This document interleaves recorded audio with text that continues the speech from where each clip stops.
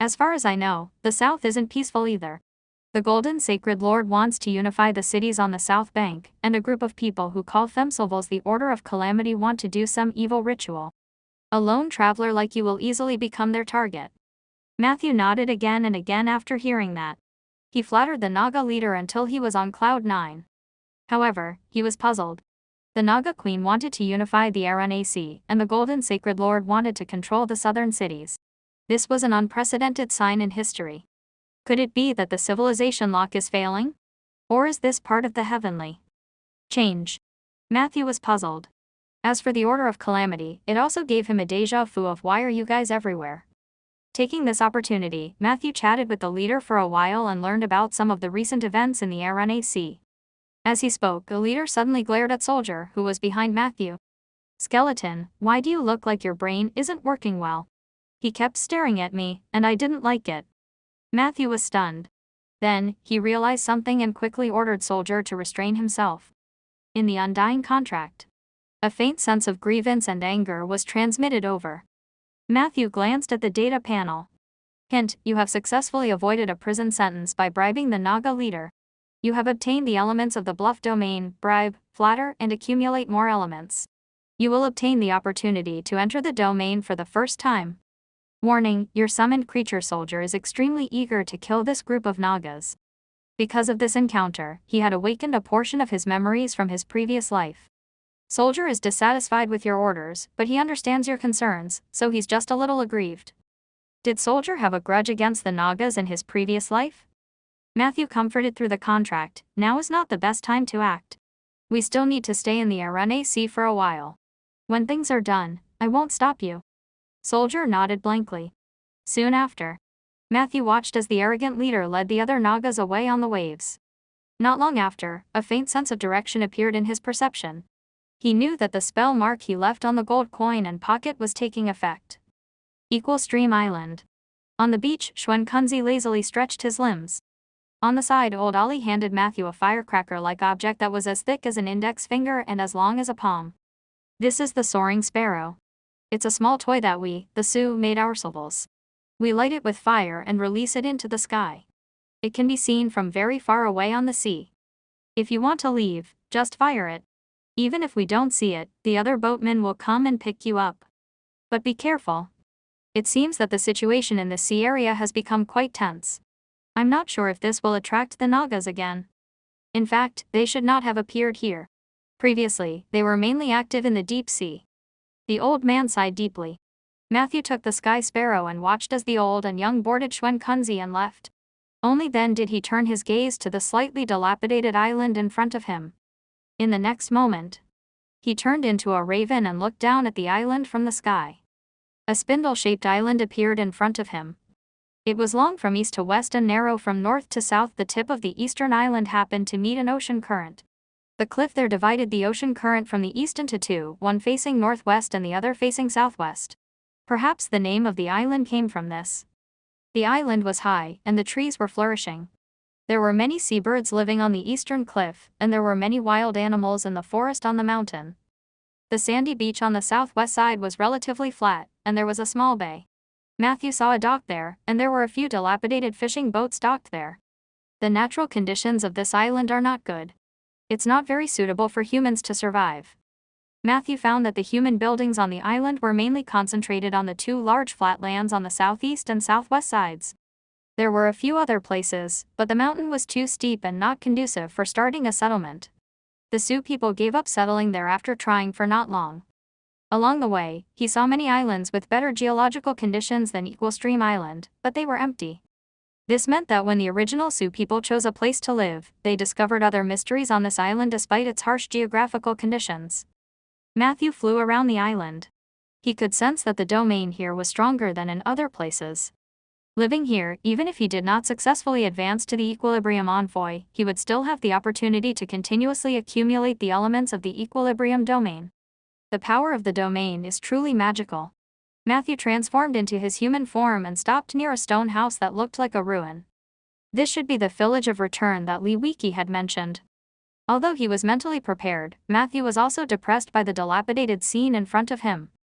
There were rows of stone houses, but as he walked, he found that at least 1/3 of the houses had collapsed. If a house collapsed, the house next door would be affected. Therefore, the area around the collapsed stone house was uninhabited. There were few people in the village. Matthew walked for a short distance and saw an old man squatting at the door of a stone house, smoking silently. His face was full of wrinkles, and his eyes were numb. Matthew tried to greet him, but he did not get any response from the old man. He did not even look at him. He could only continue to move forward. Finally, when they passed by an intersection, Matthew heard painful moans coming from a larger stone house. "Excuse me, do you need my help?" Matthew stood at the door and asked. The door of the stone house was open, which allowed him to see the scene inside at a glance. As soon as he finished asking, Matthew decisively walked in. Because he saw an old granny fall to the ground. At this moment, she was rolling around weakly with her arms propped up. "Are you all right?" Matthew went over and slowly helped her up. Then, he sat by the bed. Realizing that the old lady's body could not stand sitting for a long time, he immediately made some bedding from the side and let her lie down. "I just wanted to get up and drink some water by myself," the old granny said gratefully. "My husband went out to pack his fishing gear. He will be back soon." "Thank you, child." Matthew poured her a glass of water and carefully helped her drink it. Then, he shook his head and said, "It's just a small matter. You don't have to thank me." Matthew asked with concern, "Is there no one else who can take care of you? For example, your children?" "My children?" The old granny snorted. "They have all gone ashore. Torch City in the south, Ashes City in the north. They have gone everywhere, but none of them are willing to stay on the island. However, they did not do anything wrong because the other young people on the island did the same. Anyway, this isn't our hometown, so what's the point of staying on the island?" Seeing that she was in good spirits, Matthew chatted with her for a while. Not long after, the husband of the old woman named Zenju returned. To Matthew's surprise, he was not a Sioux. His appearance was more like a mixed blood of Django and coastal humans. His name was Orjin. Orjin looked a dozen years younger than Zenju. After learning about the old lady's fall, Orjin was very grateful to Matthew and insisted on having him stay at home for dinner. During lunch, Orjin began to talk about his origins. He was originally from Lei City on the southern shore, and because of a trade, he had an inexplicable relationship with Zenju, who had recently become a widow at that time. Under Orjin's persistent pursuit, he moved to the island a few years later and married Zenju. After that, the two of them gave birth to 5 children, 2 boys and 3 girls. These children left the island after they became adults. In the beginning, they would come back to visit once a year. As time passed, the 5 children discussed that one person would come back as a representative every year and take turns to visit their parents. Now, Orjin said that the last time a child came to visit them was 3 years ago. "I don't blame them. They've grown up now. They have their families and their children. It's impossible for them to waste time on an old woman like me. Do you still remember? Orjin, Molly, and the others once discussed raising money to bring me to the big stone city to retire and live a good life. It's just that I'm too stubborn and unwilling to leave." The old lady couldn't help but interject when Orjin was recounting his experience. Yes. Our children are very filial. Let's not talk about this anymore. Child, why did you come to the island?" Matthew told him the reason for his visit and placed the letter of introduction written by Li Wiki on the table. Orjin opened the envelope, but he didn't read it himself. Instead, he handed it to Zenju. After reading it, Zenju sighed and said, "You're late. Village chief returned to the embrace of the sea last year. No one in the entire island knows about the inheritance of the art of equilibrium." Matthew had already expected this. Although he was depressed when he heard the news, he was not too upset. "It's fine. I'm just here to try my luck." He tried to make his smile look more relaxed. Zenju returned the letter to him. "If you're not in a hurry, you can stay on the island for a few more days. There are many empty houses here. I'll get Orjin to clean them for you. Leave after the Lantern Festival, child." Matthew had read about this festival from the information Samantha had collected. However, she did not explain it in detail. She only noted that this was a very important festival for the Sioux. Matthew thought about it. Since he had no other clues, it would be good to stay on the island for a while. He could experience the island scenery, continue to perceive the domain, and even tutor himself on spells when he had time. Hence, he agreed. In the next few days, Matthew found a stone house not far from Zenju and Orjin's home. It had to be said that the climate of the island was very pleasant. According to Oljan, even in winter, it was still warm as spring. This made Matthew think of Peggy while enjoying the climate here. Back in Rolling Stone Town, every winter, Peggy would complain that she was freezing to death and ask Matthew to keep her warm. Matthew had touched her bones before.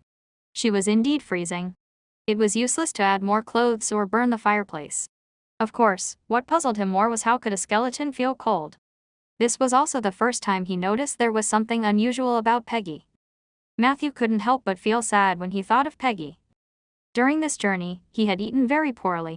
It was either dry rations or exotic food that could not be eaten. The food on the island was better. Orjan's cooking was not bad, but Matthew couldn't be so thick-skinned as to freeload on the old couple's food every day, right? Days passed. The Lantern Festival was getting closer and closer. One evening, Matthew strolled alone on the beach in the south. At this moment, the sea breeze was slightly cool, and the setting sun was golden. The waves hit the beach and the reefs, forming a harmonious movement with the flying seabirds. As he walked, Matthew suddenly noticed a black object on the beach in front of them. Moreover, its appearance was very different from the shells that could be seen everywhere here. He walked over and bent down to pick it up.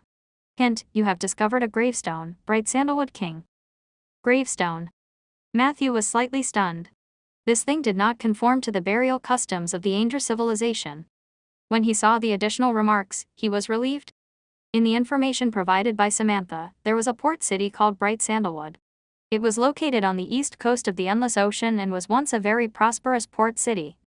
The city lord of that city was the Bright Sandalwood King. He was also the leader of the first batch of Sioux clansmen who had brought people across the sea to settle down in Anger. There is an underwater tomb near the island, and it might have been opened by someone. Otherwise, this gravestone wouldn't have been washed here by the sea. Matthew had a reasonable suspicion that Bright Sandalwood King's tomb was not far from the island. It might even be on the island. Because this gravestone was obviously very heavy, it was impossible for it to drift with the waves for a long time. Would the inheritance of the art of equilibrium be left behind in the tomb of the leader of the Sioux? Matthew thought that the possibility was very high. It was a pity that his divination skills were terrible. Otherwise, he could have tried to obtain more clues. He picked up the gravestone and continued to walk along the beach. These days, he had been to many places on Equal Stream Island and had some small gains. Although they were not meaningful, they were all interesting. The beach was littered with shells, and from time to time, a few stranded big fish could be found.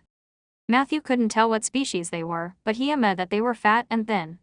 He put the fish in bags and handed them to Orjan when he returned to the village. Orjan was a friendly person with good craftsmanship. The fish on the island were fat and delicious.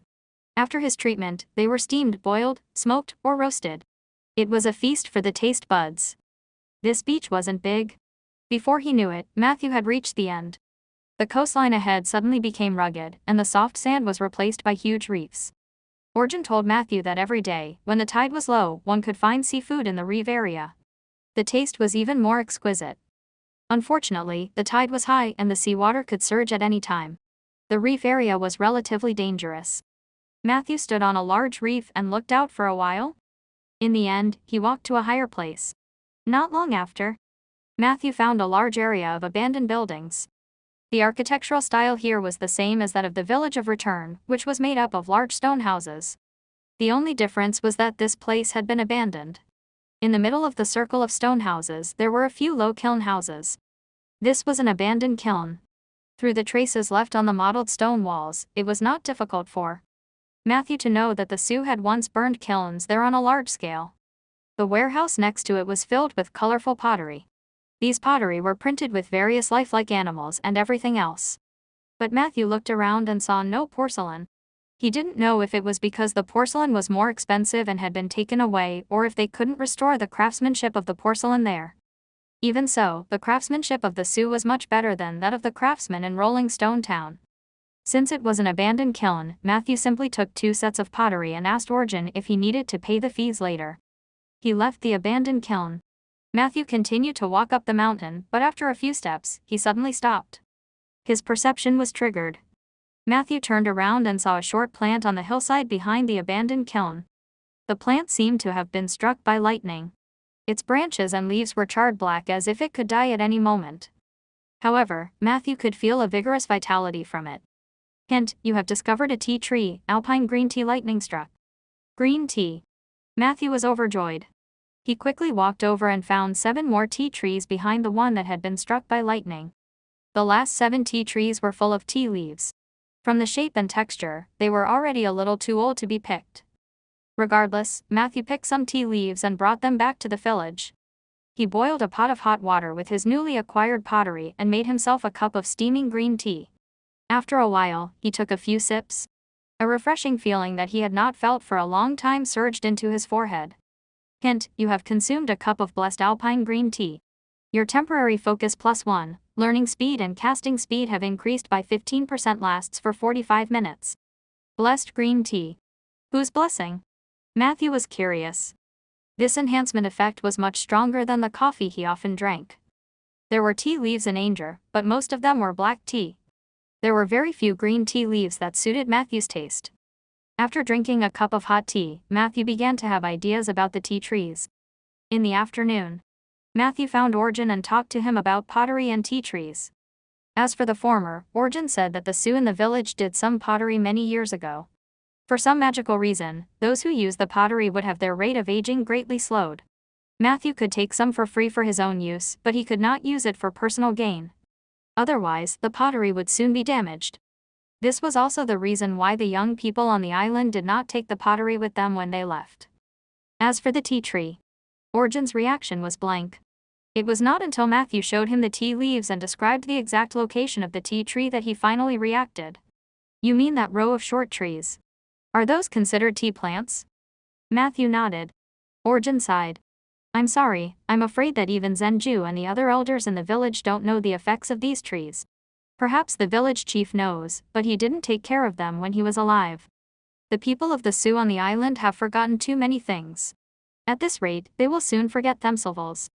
Maybe it's because they don't belong here, and drifting here was just an accident, but I'm grateful for the accident. Without it, I wouldn't have had the chance to meet my true love. Then, he said that if Matthew was interested and had the ability, he could transplant those trees. The elders in the village would not stop him. Matthew was naturally happy to get permission, but he quickly asked about Zenju. In the past 2 days, he had occasionally visited the old lady. The conclusion he came to was not optimistic. She looked like her life could end at any time. However, Orjan was very positive. He smiled and said, "She's been in good spirits these days.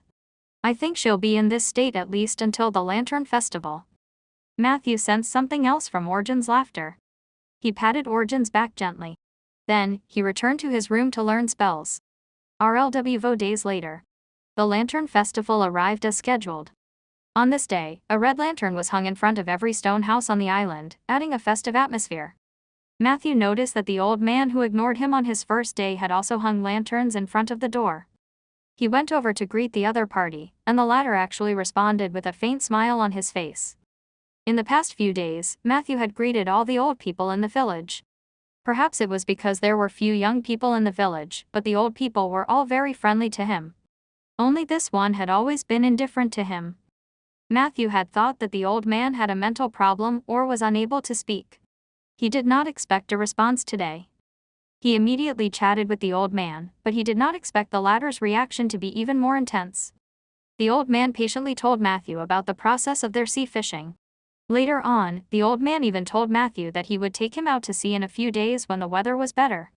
There was no logical problem with the entire conversation, but the contrast between the old man before and the old man after was amazing.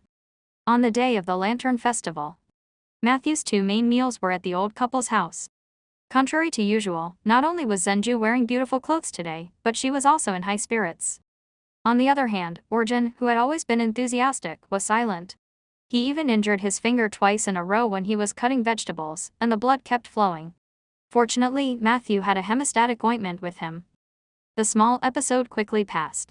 The dining table was also filled with joy. But Matthew had already realized what was going to happen next. Sure enough, in the evening, Orjan found him. "Let's go to the eastern beach. Ellen Real Lantern Festival is a due to Dagaran." Matthew noticed that he was holding an oval-shaped pottery in his arms. There were many holes in it. It was a musical instrument called shun. Matthew didn't say anything. He followed Orjan to the eastern beach, which was adjacent to the easternmost cliff. A large number of seabirds wandered in the sky. They often built their nests on the cliff to avoid sneak attacks from enemies such as poisonous snakes. The two of them found a reef and sat down. The tide gently slapped the beach under their feet. The twilight gradually deepened, and the evening had passed. Bright lights began to light up in the forest by the shore. They were old men carrying big red lanterns. They looked like they were trembling, but their footsteps were very firm. They walked very slowly, but their eyes were firm, and their faces were calm. The first person to walk was the one who had ignored Matthew before and invited him to go out to sea to fish earlier that day. The old man walked past Matthew with a lantern and smiled at him. "This day has finally come, hasn't it? I'm about to return to my homeland, where the grass is full of fragrance. I can't wait." He was the first to walk into the sea with his lantern. The tide gently patted the old man's body. His steps began to stagger, but his direction remained firm. East. He faced the east and walked into the sea. The waves were turbulent, and the seagulls were silent. Gradually, the old man's figure completely disappeared from Matthew's sight. It was unknown if he was swept away by the sea, swallowed by the darkness, or if he had really returned to his homeland as he said. After that, the dying old men walked out of the forest one by one. Their expressions were very calm. Some had tears in their eyes, while others were filled with yearning. They all had a deep desire for the East. One by one, they walked into the sea. Just like the old man from before, they disappeared without a trace. Not long after, Zenju walked over. She was wearing the most gorgeous clothes and had a faint smile on her face.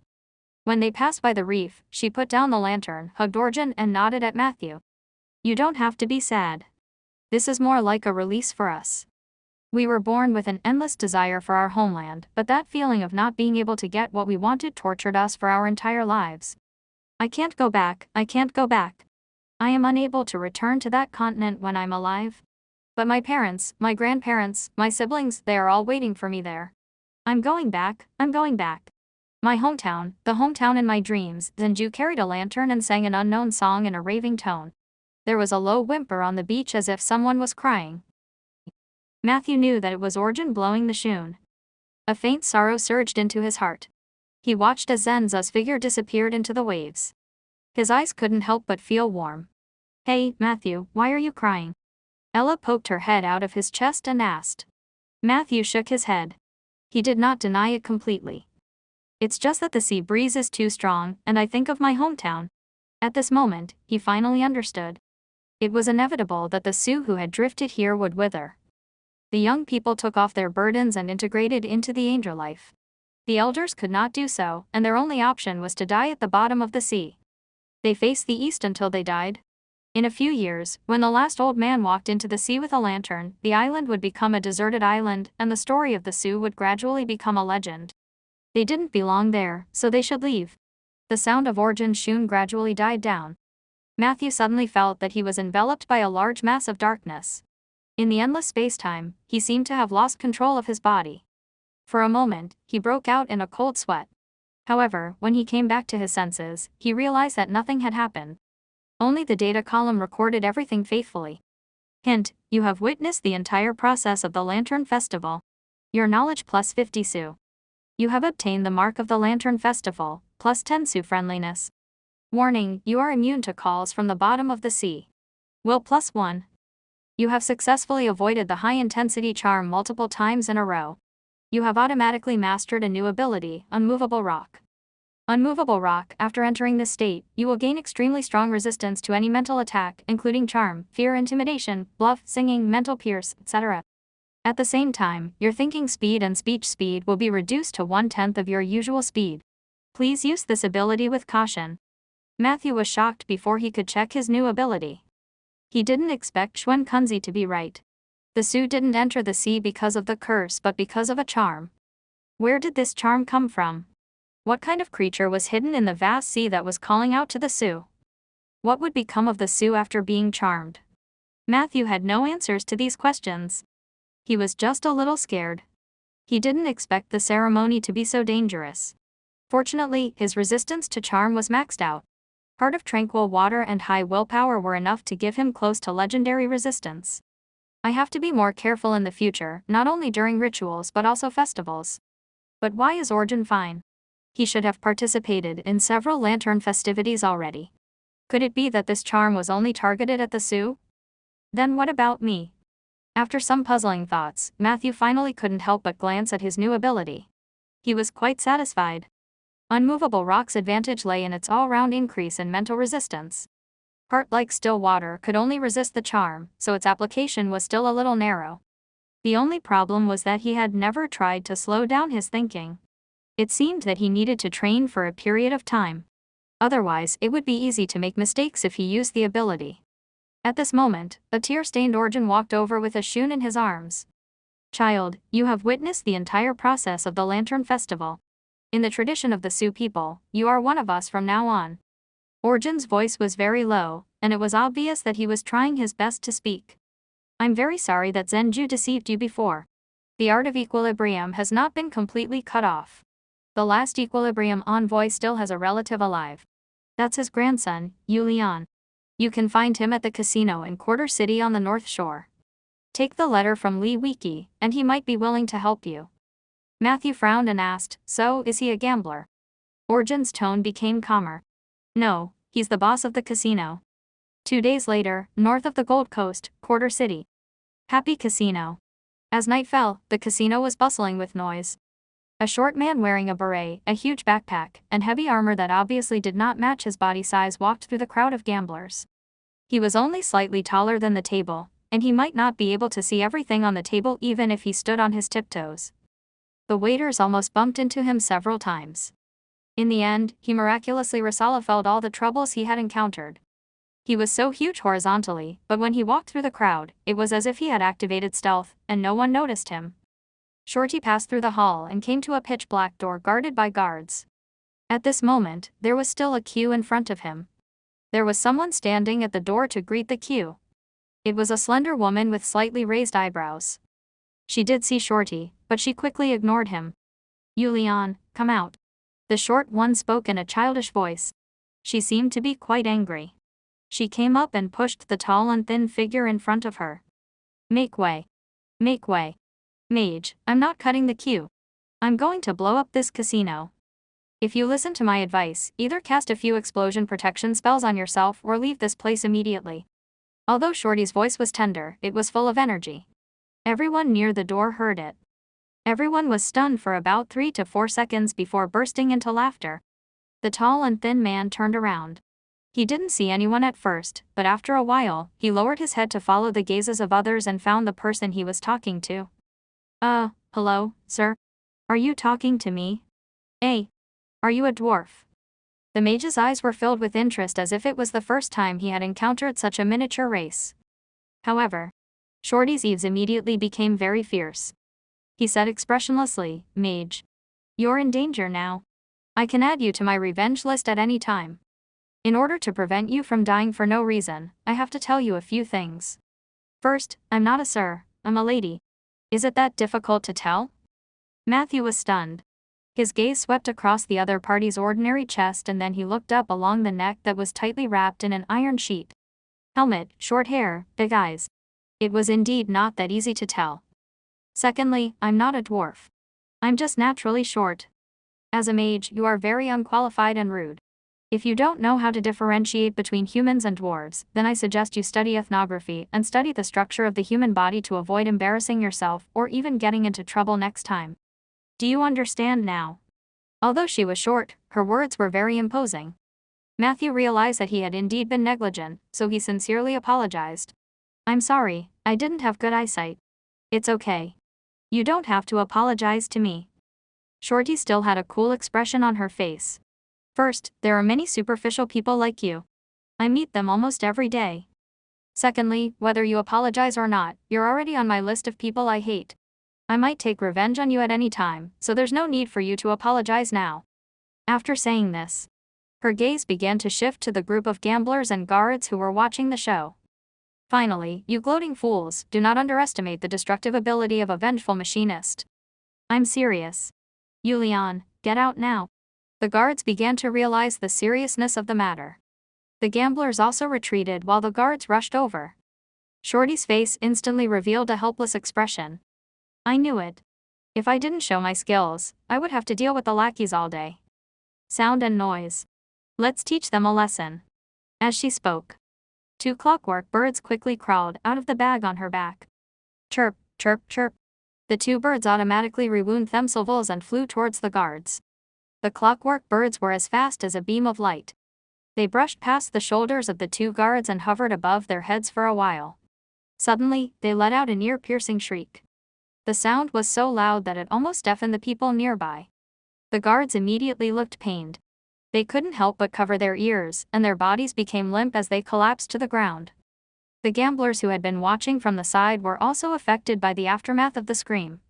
They ran in panic. The 2 clockwork birds swooped down as well and frantically shuttled through the crowd. When they changed places, they began to shriek again. For a moment, it was a mess near the gate. Shorty looked around with a satisfied expression, but then she looked at the tall and thin mage in front of her in surprise. He looked safe and sound. Her gaze quickly locked onto the small book in the other party's hand. Unfortunately, she was too short. She could only vaguely see the corners of the defensive poem through Matthew's fingers. Humph. Shorty snorted heavily. However, she did not continue to provoke Matthew. Instead, she walked to the counter next to the door in an extremely domineering manner. At this moment, the charming woman in charge of entertaining the guests was also moaning with a headache, so she had no time to look after the things on the counter. Shorty stretched out her right hand and jumped. She couldn't reach it. She didn't give up. She got closer and jumped again. She got it this time. Matthew saw her take a chip wrapped in iron. She didn't seem to make any extra movements, but her right hand suddenly emitted a burst of red light, and even the chip lit up. Hint, you have noticed that the machinist in front of you is performing item injection on the chips.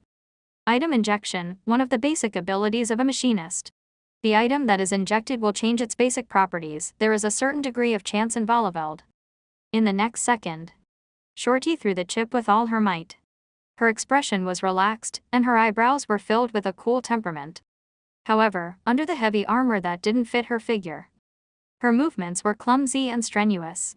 She was only throwing a small chip, but it gave Matthew the illusion that she was throwing a big shot put. Bang! The red chip smashed into the black door. Smoke and dust billowed. A few seconds later, a huge hole appeared in the middle of the door. The scene behind the door could be seen at a glance. Matthew leaned over and clearly saw that there was an extremely spacious office behind the door. There was a luxurious desk in the middle of the office. Behind the table sat a fat man with a cigar in his mouth and shiny hair. He looked to be in his 30s and was frowning at the uninvited guest outside the door. "Are you Leon?" Shorty asked through the door. The fatty raised his hand and suddenly slapped the table twice. Then, 2 young women with only a piece of silk wrapped around their waists climbed out from under the table. The 2 women walked out of the office door as if no one was around. One of them was wiping her mouth as she walked, cursing, "You Leon, can you drink less wine and eat less chili next time?" Leon's expression did not change. After the 2 women left, he replied coldly, "I am Leon. Do you have any objections to my door?" He stood up as he spoke. He was tall and fat, and he completely crushed Shorty in terms of aura. However, the next moment, his pants slid down without warning. "Damn it. Mary, Susan, where's my belt?" Leon hurriedly pulled up his pants and roared in the direction where the 2 women had left. Unfortunately, no one answered. A strong look of disgust flashed across Shorty's eyes. However, she still took a step forward. "Leon, I want to talk to you." Leon pulled up his pants and sat down on the chair. He slammed the table and said, "Come in and talk." Shorty walked in fearlessly. Matthew, who had been watching the show for a long time, also silently followed. After a while, the guards who had recovered surrounded the area around the door. "So, how much did that bastard butcher give you?" Leon placed his ankles on the desk and shook his cigar. "Who is Butcher?" Shorty asked in return. "Not Butcher. Then, was it Feliger? That damned guy. I even treated him to a meal last month, and he actually dared to find someone to come and ruin my place." Leon instantly became furious. Shorty said coldly, "I don't know what you're talking about, but the names you mentioned have nothing to do with me. I'm here for a woman."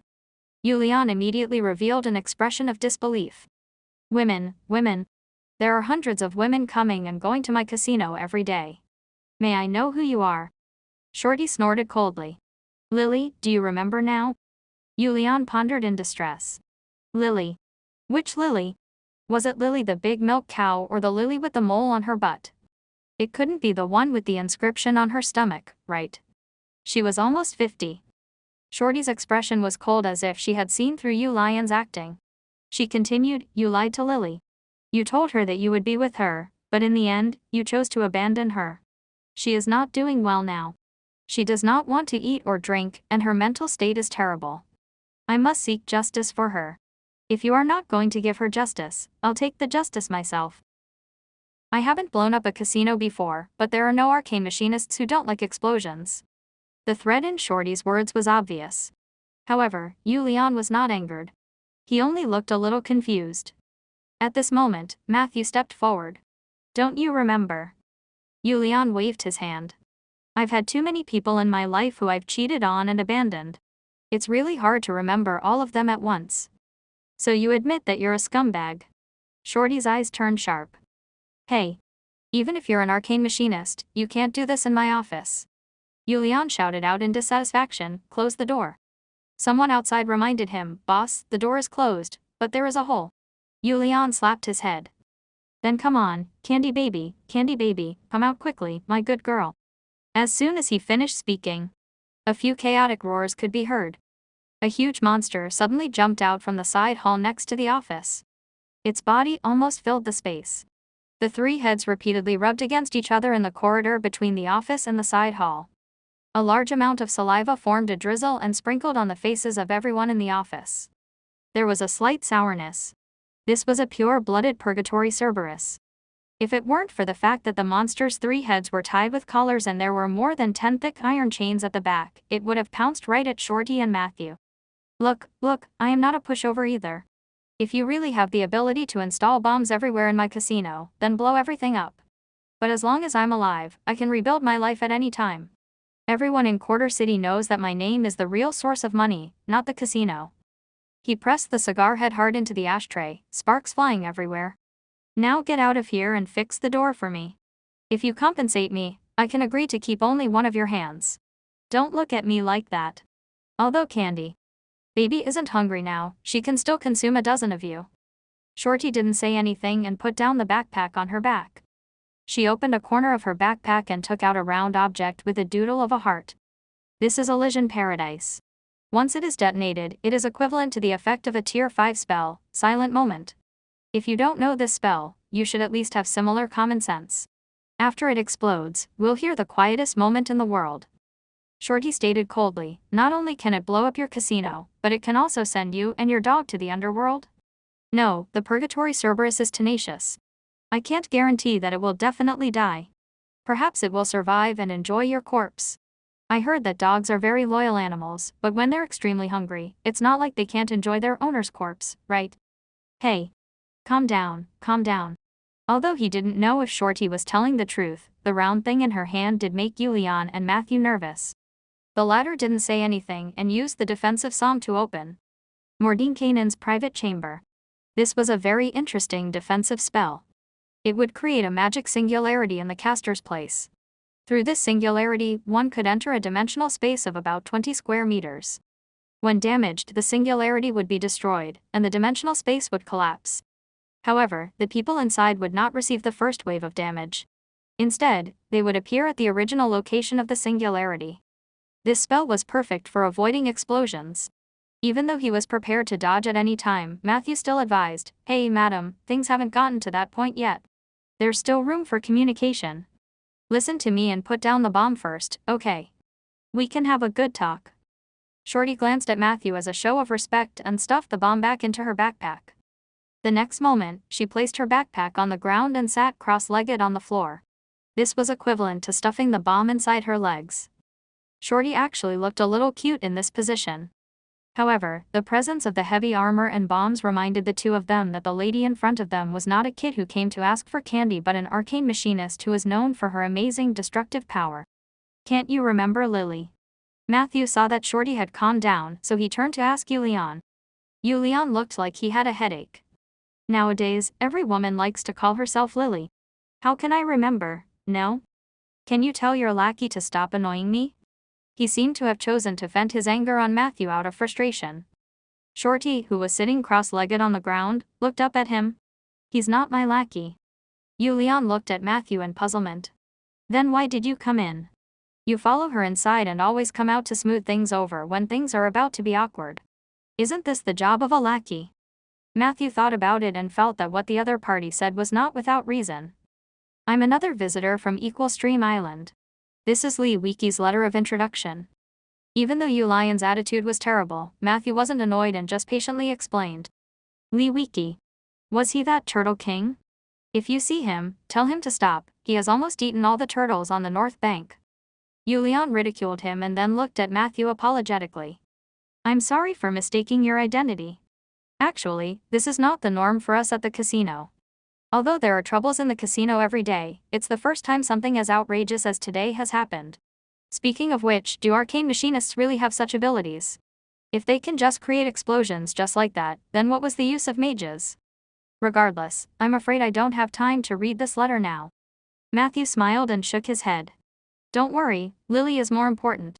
Upon hearing the name Lily, Yulian's face broke down. Matthew reminded him, according to this lady, it should be a woman who has been hurt by you recently. Yulian hugged his head and said, I swear, I've hurt a lot of women, but I really haven't been with any Lily recently. If you really can't remember it, we'll just explode. I have some protective scrolls and skincare amulets here. Matthew looked at the girl on the ground with some ruthlessness. Shorty did not back down. She glared back. Matthew had to change the target for the mediation. Madam, I can tell that Yulian did not seem to be lying. In fact, there is no need for him to lie. If you can provide more information, it might help us communicate. Shorty turned to look at Matthew. Her eyes were still fierce, and she looked unwilling to speak. She even silently hugged the backpack in her arms. Matthew said gently, speaking of which, I still don't know your name. I've always been interested in the arcane machinists. Today is the first time I've met you. Oh right, my name is Matthew. I'm a mage, yes, a necromancer. May I have the honor of knowing your name? The fierceness in Shorty's eyes was slightly restrained. She replied coolly, Bobo? My name is Bobo Wilkins. After saying that, she turned to look at Yulian. Lily is a peripheral member of the Huo sisters. She was chased away by you a month ago. When I found her, she was covered in bruises. Yulian quivered when he heard this. A month ago? I only fired 2 or 3 people at that time. Wait. Could it be Berlin? Bobo asked in confusion.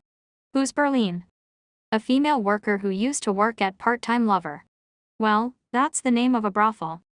Later on, she was kicked out by Part-Time Lover because she kept stealing from customers. Because I took care of her business in the past, she didn't steal my things, so I gave her a chance to work in the casino. She wasn't caught stealing during this period of time. She just tried to seduce me repeatedly, but I didn't agree. Times are different now, and I'm no longer interested in her. Then, one day, she bribed the security guards and secretly climbed into my bed, giving me a shock. After that, I left her with Olkin, who was the head of security under me at that time. He had always liked Berlin. She didn't reject him back then and was very happy to be with Olkin. After a while, about a month ago, 01 Kin made a very serious mistake at work. The casino suffered a huge loss, so I drove him away. Berlin also left with Olkin. Well, if you didn't mention the time, I really wouldn't have remembered. I think Berlin's previous stage name was Lily. After listening to Yulian's narration, Bobo frowned. You're lying. I'm telling the truth. Candy Baby can even testify for me. Yulian spread his hands. You've been deceived, stupid woman. That Berlin instigated you to come and die. Damn it, can't you use your brain and compare our words to see which is more reliable? Bobo replied expressionlessly, one is a casino owner, and the other is a female worker who lives under someone else's roof. Who do you think I'll believe? Yulian instantly went berserk when he heard this. You can ask anyone in Condor City about my reputation. I've done many bad things, but I never lie. Bobo was still very stubborn. No matter what Yulian said, she still hugged her backpack and did not move, as if she had become a statue. Yulian went through a lot of trouble to explain. In the end, he asked, can you trust me a little? Damn it, if it weren't for your special profession, you would already be inside Candy Baby's stomach. Bobo didn't say anything. I trust him. At this moment, Matthew stood up. He stared at Bobo and spoke in a very gentle tone. So you guys are in cahoots? Bobo looked at Matthew warily. Matthew smiled and said, Actually, the best way to find out the ins and outs of the matter is to confront her. Of course, I guess that Lady Lily is unwilling to come here. I have something to ask you. When Lady Lily told you about her life in Happy Casino, did she show you the scars on her body?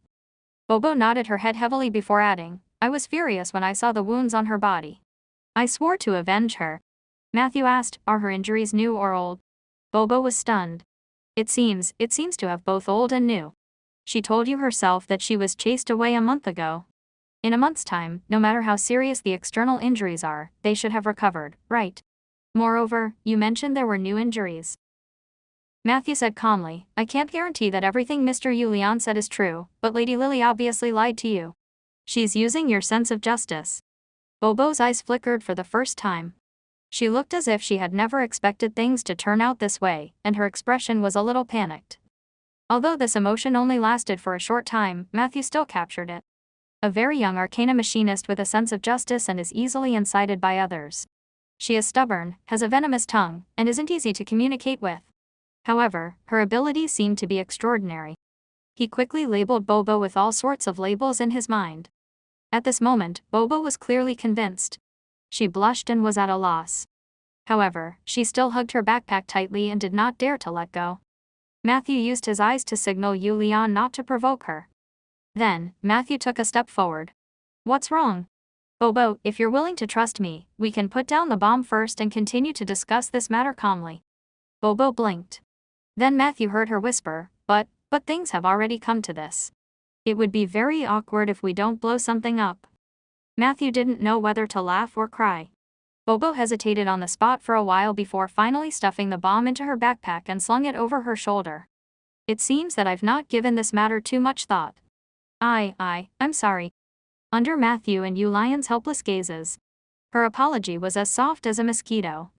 Prompt, you have successfully resolved an almost unavoidable conflict. You have obtained the essence of the domain of equilibrium, harmony Zeo. Element accumulation completed. You have obtained the opportunity to enter the equilibrium domain. Do you wish to enter? Deep in the rainforest. In a narrow valley.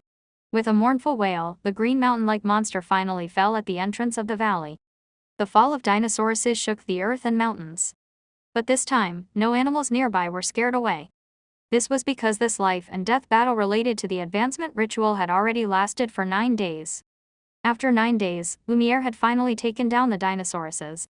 At this moment, he was lying on the neck of the dinosauruses, vomiting blood crazily. His injuries were severe, and he was on the verge of death. However, as long as dinosauruses died before him, everything would be different. Not long after, a bright light shone down from above, illuminating Lumiere's body like a searchlight. Lumi Enra's heart wavered. He knew that this was the guiding light of the Black Banyan Dream Realm. He completed the hunting ritual. He was about to receive a blessing and officially advance to the 5th rank of the Child of the Rainforest. More importantly, he finally had the chance to meet the soul of the rainforest that he had been longing for. In the past, he had only heard about the soul of the rainforest from the elder who had completed the promotion ceremony. This was enough to make him yearn for it.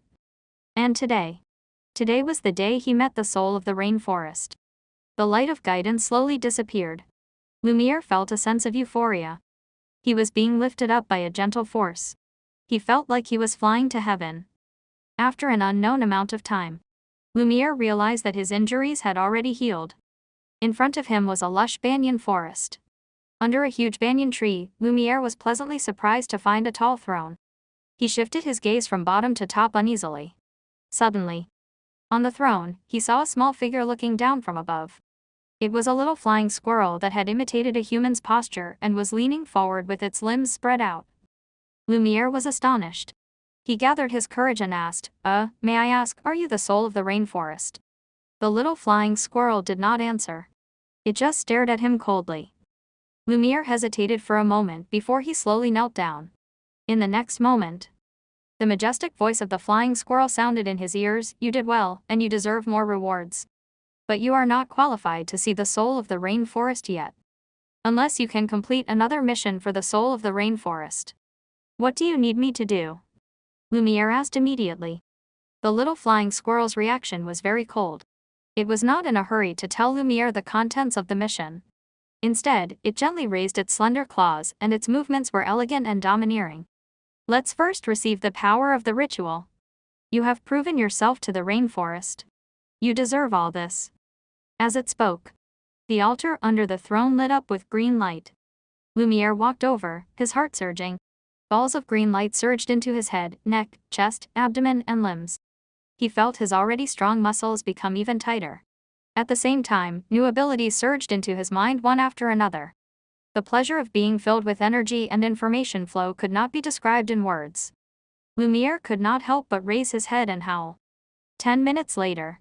Only then did he come back to his senses and mutter to himself in a hoarse voice. I see. My path of legend has finally begun. It is both inside and outside the rainforest. Lumiere was excited, but his eyes were a little confused. He was still digesting the huge amount of information brought by the legendary path. Now, leave the rainforest and go to the Gold Coast in the south. Go to Quarter City and find a man named Matthew. The little flying squirrel's cold voice sounded at this moment. No matter what method you use, bring him into the rainforest and make him stay in the rainforest for as long as possible. Lumiere was stunned. Of course, he remembered Matthew's name. The battle with the dinosauruses a few days ago was unforgettable, but he did not forget the man who brought him good luck. He wanted to ask what the purpose of this mission was. However, the flying squirrel impatiently waved its claws. Remember, you only need to do what you're told to do. Don't ask about anything else. Lumiere frowned slightly. He thought for a while. In the end, he nodded gently. I understand. A strong light shone on Lumiere's body, and the latter's figure slowly disappeared from the Black Banyan's dream. A moment later, Suya expressionlessly appeared beside the throne. Upon seeing the appearance of the soul of the rainforest, the little flying squirrel did not get down from its throne. Instead, it looked at Suya excitedly. Lord Suya, how similar was the way I imitated you just now. Suya rarely praised him. You are quite interesting. Your imitation is not bad. But if it weren't for the fact that I was too lazy to see this guy who wasted almost 10 days of my time, I wouldn't have allowed you to sit here. Hey, haven't I seen you before? Are you that little flying squirrel who likes to brag no matter what happens? There were tears in the little flying squirrel's eyes. You finally remember me. Then he boldly suggested, why don't you go and rest? Leave this to me. I think I'm very talented in imitating the soul of the rainforest. Seeing this familiar smile, before Suya could even lift her foot, the little flying squirrel nimbly climbed down from the throne and stuck out its butt. Be gentle this time. Before it finished speaking, the little flying squirrel had already been kicked to the horizon. Happy Casino. In Ulion's office. Matthew's gaze quickly scanned the data panel. After a few seconds of silence, he chose no. Harmony was only one of the elements in the domain of equilibrium.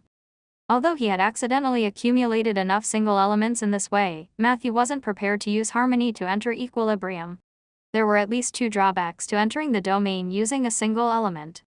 First, the ability obtained after entering the first realm was highly related to that single element. Take Matthew, for example. The domain ability he could obtain was mostly related to resolving conflicts. The best-case scenario was to obtain the ability to improve his eloquence. This was not what Matthew wanted.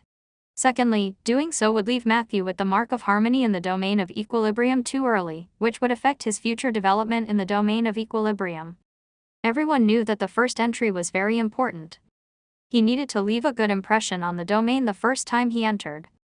It would be more convenient and smooth the next time he entered. Mr. Ulion, I didn't think it through. I'll go back and verify the situation with Lily. If it's really a misunderstanding, I'll apologize to you. I'll also compensate the money for the door. Bobo carried her backpack and came to his desk, whispering. Ulion's desk was very high. Matthew reckoned that from his angle, he could only see Bobo's helmet. For some reason, he wanted to laugh when he thought of this scene. Ulion looked very serious. There's no need for compensation, Miss Machinist. As long as you agree to remove the bomb installed in the casino immediately, we can forget about this matter. Bobo tried to stand on her tiptoes, trying to look at Ulion, who was sitting on the chair. Matthew thoughtfully handed her a chair from the side. She thanked him softly and stood on it. This time, her aura increased quite a bit. I will pay for what I have damaged. If you are worried about those non-existent bombs, please rest assured that I only brought 1 bomb today. It is in my backpack. What I said just now was to scare you. Bobo said seriously. Really? Yulian had a look of disbelief. Will an arcane machinist really bring one bomb with them? Bobo crossed her arms and said condescendingly. I knew it. People don't know much about the arcane machinists, and it will always lead to misunderstandings. Do you think that we're just a bunch of people who only know how to create explosions? Yulian spread his hands and lit another cigar for himself. Bobo looked at Matthew.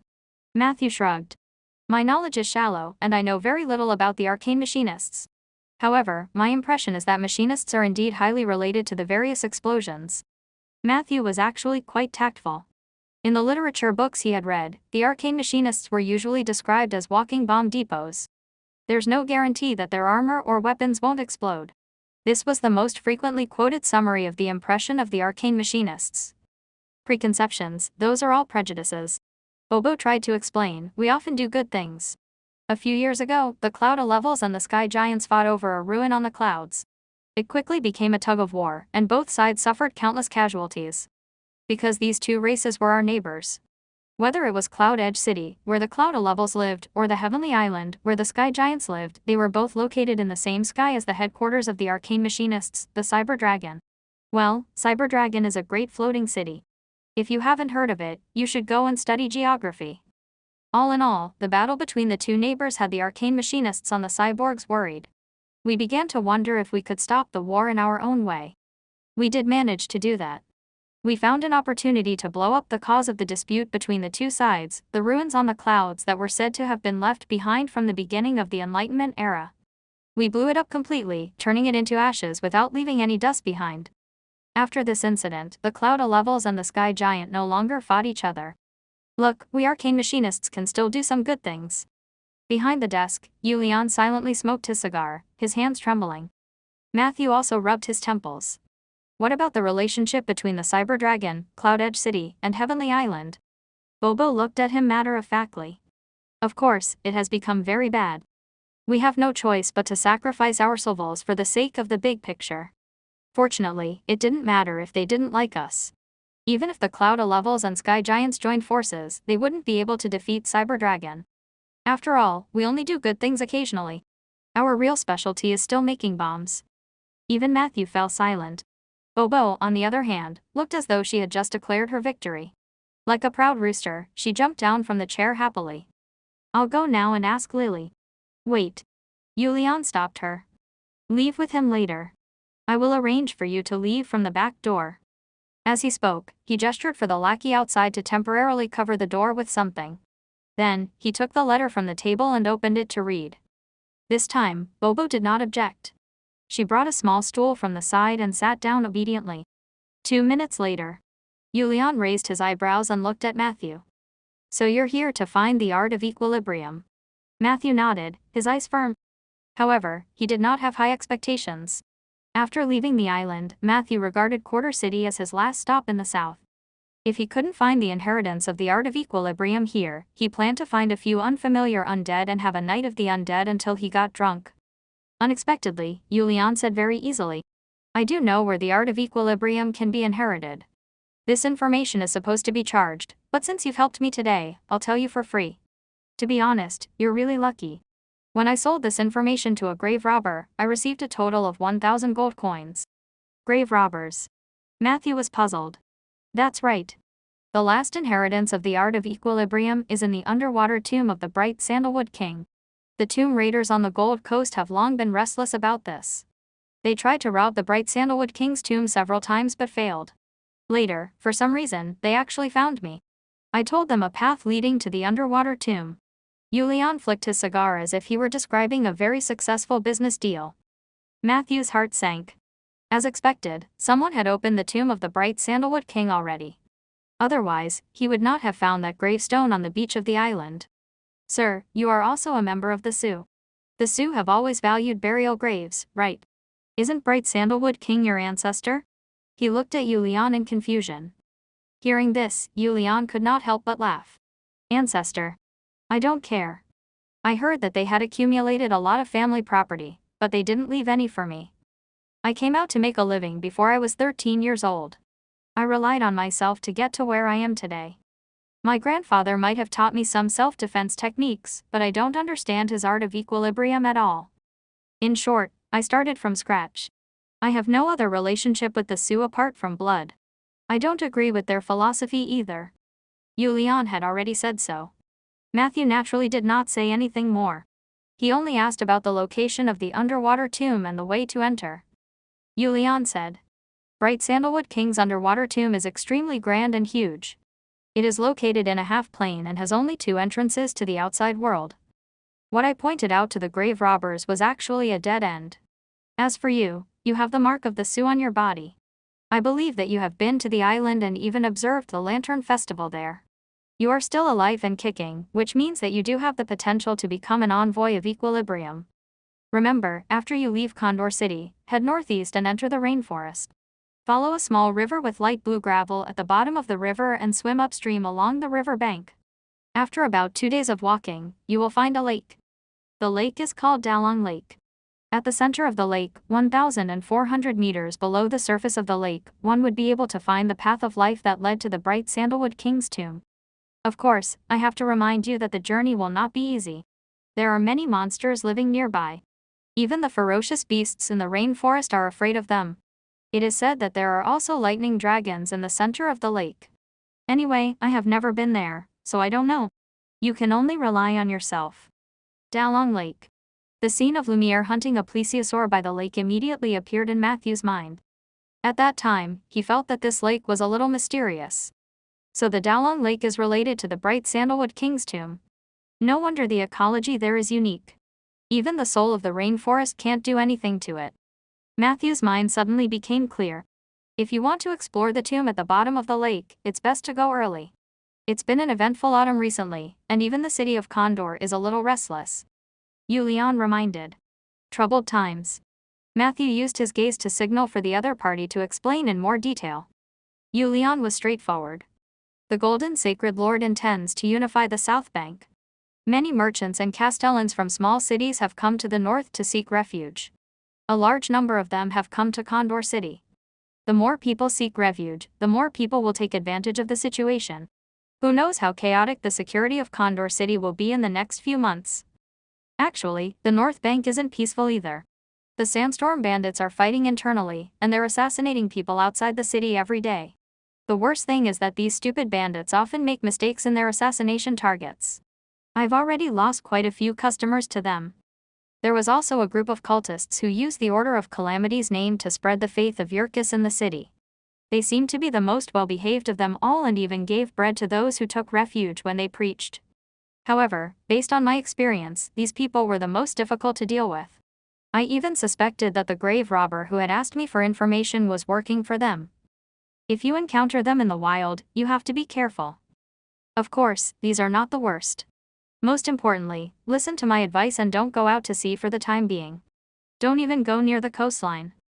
Matthew was surprised at Yulian's generosity in sharing this information. However, he was quickly attracted by the last sentence of the other party. Why? Yulian cursed and then said as if nothing had happened, there was a bard who came out of nowhere and was taken away by a group of Nagas. When he met the Naga queen, she took a liking to him. Therefore, he stayed in the Eru ruins, which is the most prosperous city of the Naga tribe. The Naga queen's palace is also there. In the end, this person had only entered the palace for a few days before, causing a huge commotion. The news I heard was that not only did he sleep with the Naga queen, but he also slept with her 3 daughters, her mother, and even the Naga general who guarded the palace. Although those cold-blooded Nagas were extremely abnormal, they valued the loyalty of their partners. There was a rumor that the Naga queen had even wanted to make him a prince. Now, the mother and daughters had turned against each other, and the Naga tribe had fallen into a civil war. Moreover, they fought from the bottom of the sea to the surface of the sea. Whether it was the Naga queen, the general who led the troops, or the other princesses, their tempers were not good. After suffering a loss from their own people, they naturally had to vent their anger on others first. The atmosphere in the Arane Sea had been very tense for the past 2 days, and this was the root of it. The most ridiculous thing about this matter was that after the bard with a rotten crotch caused this trouble in the Naga palace, he disappeared without a trace. No one had heard of him falling into anyone's hands. Hearing Yulian's complaints, Matthew's expression gradually became subtle. A bard in the Naga royal palace. Why did this sound so familiar? It's indeed ridiculous. Matthew didn't reveal that he knew Lorraine. He only thanked Yu Lian for his reminder. The two of them chatted for a while more. After confirming some details about the underwater tomb, Matthew said goodbye. Bobo, who was sitting on the bench, immediately stood up. Yu Lian called for a lackey to lead them out through the secret door behind the office. After a while, the body of the Cerberus lying in the corridor slowly changed. From a terrifying monster, she turned into a tall and lovely girl with dark red skin and a slender tail on her back. The girl was wearing a leather jacket, looking sexy and hot. If Matthew were present, he would immediately be able to tell that this was a tiefling. Why didn't you take care of them, Yu Lian? This doesn't suit your personality. The girl took off the collar around her neck and obediently wrapped herself around Yu Lian's body. However, the latter did not dare to move. He looked straight ahead as if he had become a gentleman. I run a casino, and I'm not an assassin.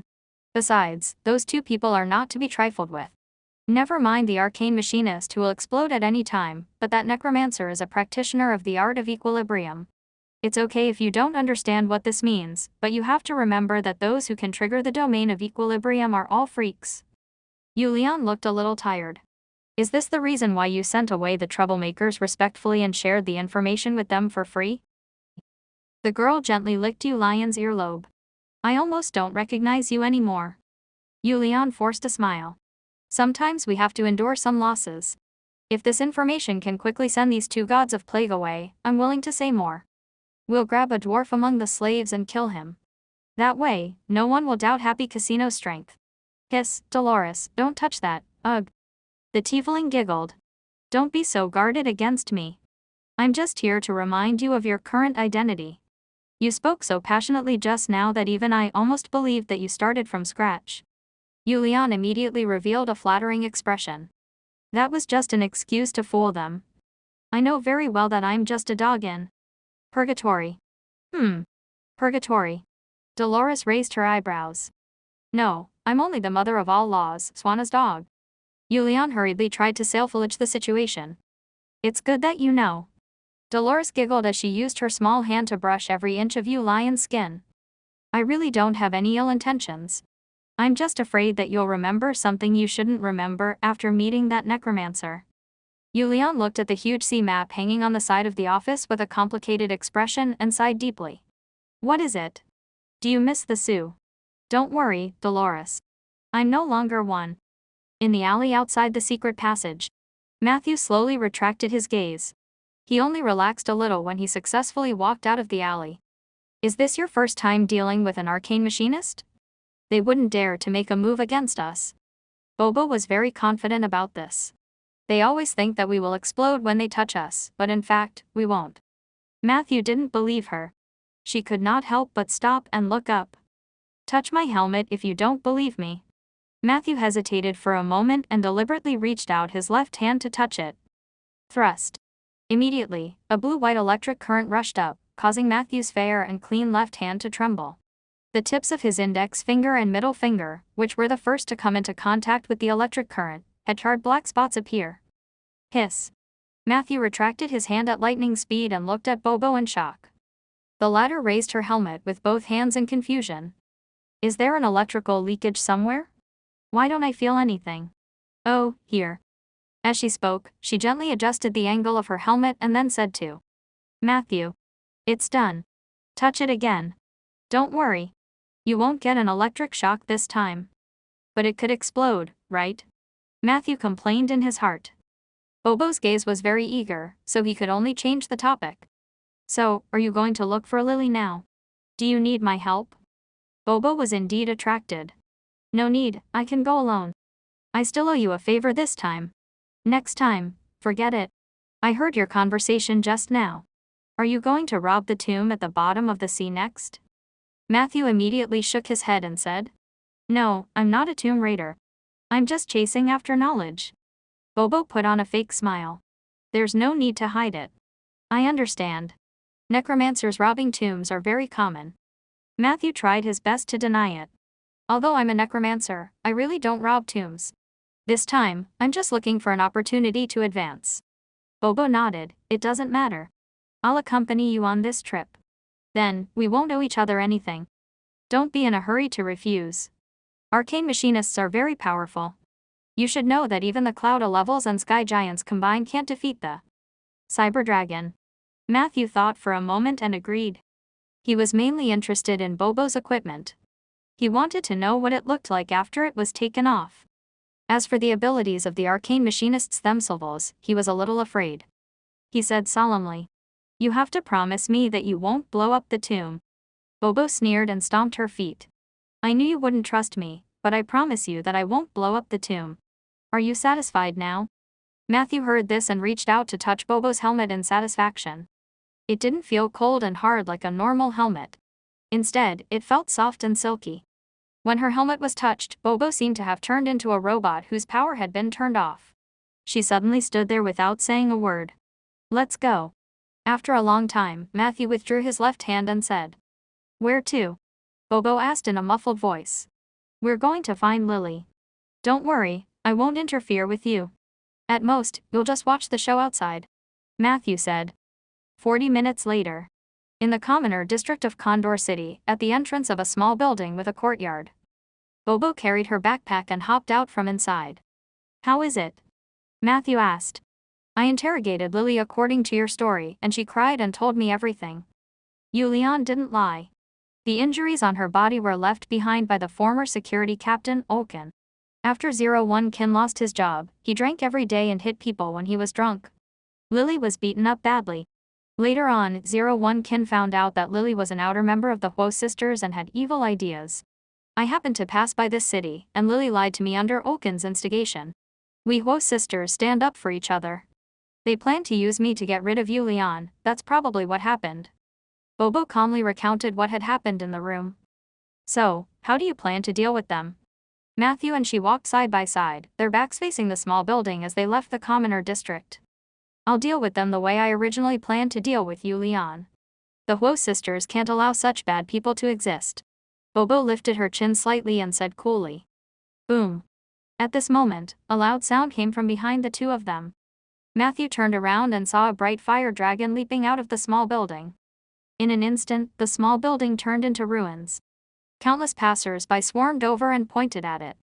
Matthew turned around, only to find that Bobo had not turned back at all. At this moment, she had already skipped far away. "Hurry up, mage. I'm sleepy and hungry now. I need to go back and rest. The food in the Eagle Horn Inn is the best, and it won't disappoint you." Matthew smiled and quickly followed. 40 minutes later. In a room on the 3rd floor of the Eagle Horn Inn. Bobo sat on the edge of the bed and looked at Matthew expressionlessly. "Let me make it clear in advance that I don't take off my armor when I sleep. So you'd better not have any bad thoughts." Matthew was also a little helpless. Today was his first day in Condor City, so he went to look for Yulian before he could book a hotel. After walking around the commoner district, he was told that the Eagle Horn Inn was full when he returned. Not only that, Matthew went to 6 hotels nearby and found that they were all full. This meant that the information that Yulian had mentioned about many merchants coming to Condor City to take refuge was true. Seeing that Matthew had nowhere else to stay, Bobo offered her room. However, after they entered the room, the happy atmosphere between the two of them suddenly became awkward. Matthew did not explain too much. He took out the defensive psalm and opened Mordenkainen's private room in the corner of the room. This spell lasted for 12 hours, so it could be used not only for protection but also for accommodation. The only restriction was that the singularity had to be in a safe place. If he cast it in the wild or in an alley, a stray dog could destroy it, and it would be very sad. Rest. I'll go buy some underwater breathing potions tomorrow morning, and then we'll head to the rainforest, Matthew said as he stepped into the secret chamber. The arcane machinist headed the BPD Helm MPD GNFT level and began TN Gentleville wine her armor. Late at night. A figure was rapidly approaching the city of Condor. As he approached the city wall, he leapt over the nearly 10-meter-high wall. After landing, the man sniffed the air and rushed towards the urban area. Not long after, he arrived outside the Eagle Horn Inn. Found it. The last scent is here, on the 3rd floor, that room. Lumiere gazed excitedly at the dark windows of the 3rd floor. In the next moment, without thinking, he jumped to the 3rd floor of the hotel. His movement technique was very agile. He walked between the windowsill and the tiles and soon arrived in front of the window he wanted. Lumiere pushed open the window decisively and entered. However, just as his feet touched the floor of the room, a fierce fist came from the side. Thankfully, Lumiere's perception and agility were both astonishing. He immediately did a side roll and dodged the heavy punch that was emitting lightning. Flames lit up. He saw a short man in heavy armor glaring at him. The other party's right glove was emitting blue lightning at this moment as if it was going to attack him at any time. Wait. I'm not a bad person. Lumiere explained hastily. Bobo scolded fiercely, climbing through someone else's window in the middle of the night, and you say you're not a bad person. As she spoke, she was about to punch. Lumiere immediately shouted. Matthew. I smelled Matthew. I'm here for him. Buzz. Buzz. Buzz. The lightning that was about to explode suddenly retracted.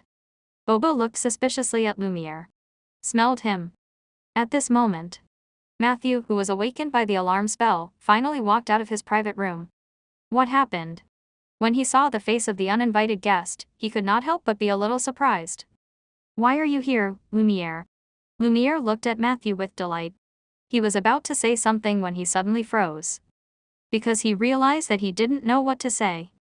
After receiving the mission from the little flying squirrel, Lumiere ran all the way south, not daring to rest for a moment. It was the first time he had stopped to think about how to tell Matthew why he was there. Lumiere was very conflicted. He had grown up in the rainforest and was not familiar with the rules of the outside world, so he was not good at lying.